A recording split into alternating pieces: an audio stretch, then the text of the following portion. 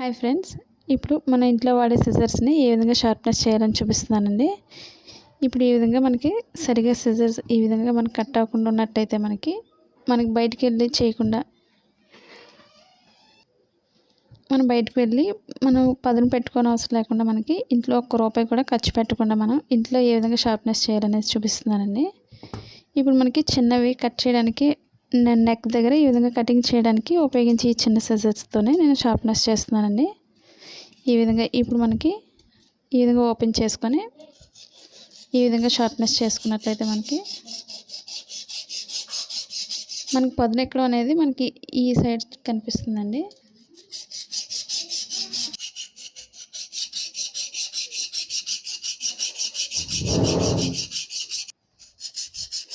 ఈ విధంగా మనకు షార్ప్నెస్ అనేది తెలుస్తుందండి. నేను ఈ విధంగా ఎప్పుడు కూడా షార్ప్నెస్ పోయినప్పుడల్లా కూడా మనం ఈ విధంగానే చేస్తున్నాను కాబట్టి నేను ఈ వీడియోని మీకోసం పెట్టాలనుకుంటున్నాను.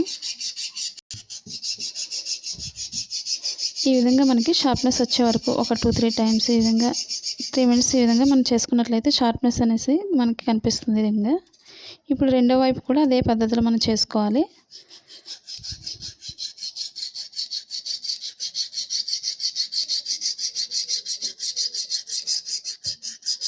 మనకి పిల్లలు ఎప్పుడు కూడా ఇంట్లో స్టిక్కర్స్ అని పేపర్స్ అని కటింగ్ చేస్తూ ఉంటారు కాబట్టి మనకి ఎప్పుడు షార్ప్నెస్ అనేది పోతుంది. కాబట్టి మనకి ఎప్పటికప్పుడు ఈ విధంగా చేసుకున్నట్లయితే షార్ప్నెస్ అనేది పెరుగుతుంది.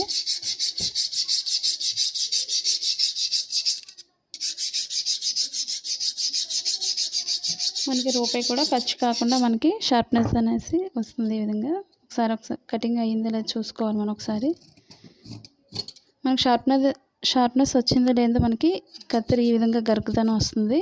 ఈ విధంగా అన్నట్లయితే మనకు కొంచెం కటింగ్ అవ్వట్లేదు అనుకున్నట్లయితే కొంచెం ఎక్కువసేపు ఒక 4 మినిట్స్ అలా పెట్టుకున్నట్లయితే మనకి షార్ప్నెస్ అనేది పెరుగుతుంది.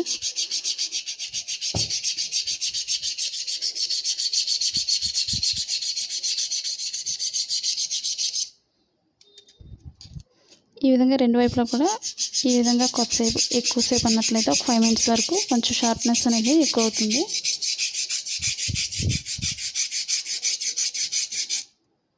ఒకసారి మళ్ళీ చెక్ చేసుకోవాలి.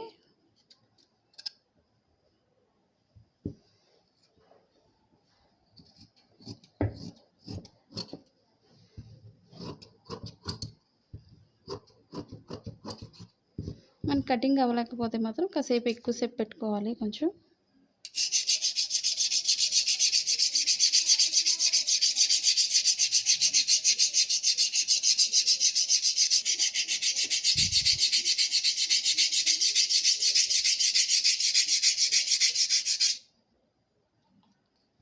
ఒకసారి నేను మళ్ళీ కటింగ్ చేసి చూపిస్తున్నానండి.